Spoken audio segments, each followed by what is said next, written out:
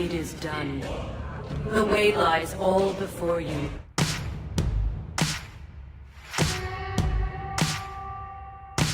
Sigurd, Assassin's Creed Valhalla. That was always our plan, Eivor. I had no intention of betraying Giedrich. It was your plan all along. We're not actually talking about Sigurd's betrayal of the clan, which isn't so much of a betrayal as him just being a terrible leader with no real sense of responsibility. No, we're talking about the ways Eivor betrays their brother. The game's ending is determined by how much you may or may not have mistreated Sigurd, which you can do in a slew of ways, the most notable of which being that you can seduce and have an affair with his wife Randvi. You have an adventurous heart. I hardly see it behind the table, but now I've watched you scale a tower in furs, soaking wet. While you can also not do this, we know that very few players were able to turn her down, and cuckolding your own adoptive brother is a pretty major betrayal.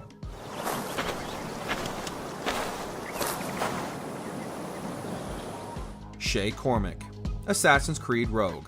A great earthquake? Thousands dead next to your damned manuscript! This cannot be. Shay, a person cannot start an earthquake! We already knew Shay was a traitor before the game came out because that was the entire premise. He's a rogue assassin who decides to align himself with the Templars after witnessing the 1755 Lisbon earthquake, which the assassins caused. But as interesting a game as Rogue is, Shay's actions are still severe. Give back the manuscript, Shay! I'm sure Achilles— I cannot! I will not let this happen again! He may seem justified in his outrage against the assassins, but he then turns on his former teachers and assassinates them all in turn. Plus, he also kills Charles Dorian, Arno's father, right in front of the poor kid, setting into motion the events of Assassin's Creed Unity. I'm just finishing old business. Aspasia, Assassin's Creed Odyssey. I couldn't help but notice your talent for debate. Well done. Socrates is an interesting character. Wife of Pericles and major political figure during the Peloponnesian War, who knew that Aspasia, who seemed so friendly, was actually the ghost of Cosmos all along? In truth, the twist gets a little obvious the deeper you get into hunting the cultists, since there's very few characters left who fit the bill, but it's still a shocking reveal that she's been working against you all this time. Fueling war was one of the methods, yes. But it was controlled. Until suddenly it wasn't. And then I didn't like what we were doing anymore. On the other hand, you do discover that your goals align and that Aspasia actually wanted you to destroy the cult, but she could have told you all this way earlier in the game, and she's still the leader of a cult that's done horrific things to the protagonist and the wider Greek world. You've caused so much damage. You destroyed the Greek world. You've proven you have no understanding of what we're doing. I misjudged you. Black Bart, Assassin's Creed 4, Black Flag. Yet another dire situation, Roberts. We really must stop meeting like this. Stop tailing me and your wish had come true. There's no need for this. Considering all of Kenway's friends and allies are villainous pirates of the high seas, there's not much reason initially to distrust Bartholomew Roberts. You're already palling around with Blackbeard and Anne Bonny after all. But wouldn't you know, it turns out that Black Bart can't be trusted. He helps Kenway to find the observatory on Jamaica until, predictably enough, turning on him, stealing the crystal skull for himself, and then trying to kill him. We'll be masters of the ocean with that. Oh, such ambition. It seems obvious that Roberts wasn't trustworthy, but we still couldn't believe just how many times Ubisoft had him betray you. And then the IT guy in the future tries to pull almost the same stunt again. A merry life and a short one, as promised. How well I know myself. Al-Mu'alim, Assassin's Creed. What are you doing? There are rules.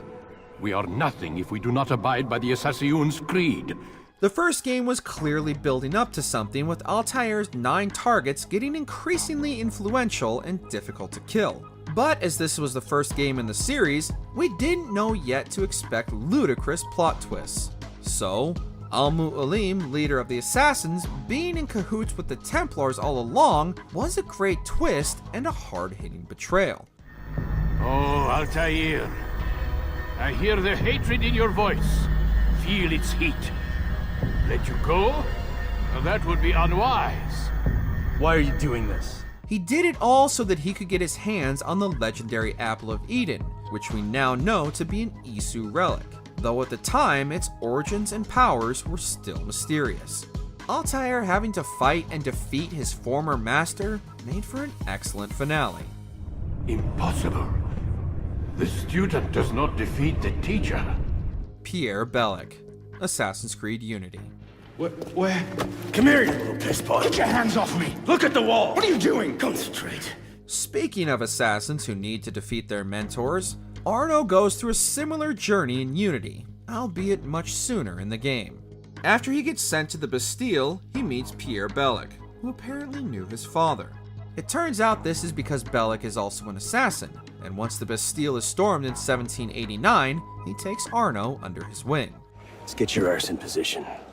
Don't ask questions, piss pot. I live to serve. But then, shockingly, Bellec kills Mirabeau, leader of the assassins, because he's sick of the uneasy truce between the assassins and the Templars. Arno must hunt him down and then kill him in a dramatic fight on the roof of Notre Dame. Cleopatra, Assassin's Creed Origins. Eudorus was a member of the Order of Ancients. They are responsible for my exile. They tore me from my throne. And why should I care about them? The players could see that trusting Cleopatra was a bad idea ahead of time, as could Bayek, but Aya remained loyal to her until she showed her true colors. Believing Cleopatra really wanted to do what was best for Egypt, Aya was for a while one of her most dedicated defenders. My blade will serve as well as his. No, that's me. I care not who kills the priest. Let it be done before we head to Heraklion in the north. However, Cleopatra really didn't want what was best for the Egyptian people and continually sided against Egypt alongside the Romans, thanks to her relationships with both Julius Caesar and Mark Antony. Caesar and Cleopatra betrayed Bayek and Aya by initially sparing Lucius Septimius' life, and they paid the ultimate price. I am Egypt! Then be the ruler our people deserve, or nothing will save you from my blade across your throat. Juno, Assassin's Creed series. Let it be found by he who is deemed worthy. Let it guide him. Let it shape his path forward. This betrayal loses some weight because it all happened before the main events of the games, but its impact on the narrative of the series can't be understated. Once, the Isu were the pseudo-divine controllers of Earth. They created humanity to be their slaves, but eventually, humans proved that they had the power to fight the Isu and control their own destinies. If 100 minds could wish away a wall or create a tree, what might 1,000 do? 10,000 more. Minerva was one of the moderate Isu leaders, but Juno detested humanity and went out of her way to ensure humanity was either destroyed or controlled. Her betrayal of her fellow Isu basically launched the entire franchise. Then the consequences of this mistake are yours to live and die with. Lucy Stillman, Assassin's Creed Brotherhood. You'll get to see it once we have the apple. Well, I expect amazing things. Who could forget one of the most brutal deaths of the whole series?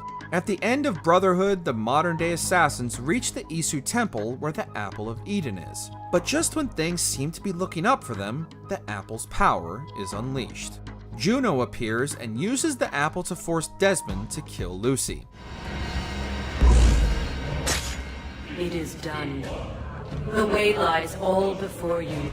We later found out during Revelations that Lucy's loyalty, often called into question, really did belong to the Templars, and that she was simply a triple agent this entire time.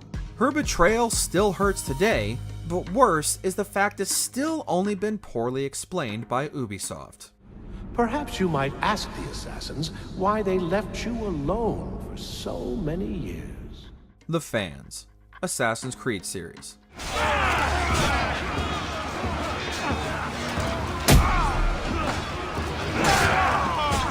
Undoubtedly, the betrayal of the hardcore fans is something Ubisoft will perhaps never be forgiven for. For years, people have been lamenting the slow deterioration of Assassin's Creed as it slips further and further away from the franchise we came to know and love all those years ago. The newer games aren't bad, but as fans always say, they're not Assassin's Creed anymore.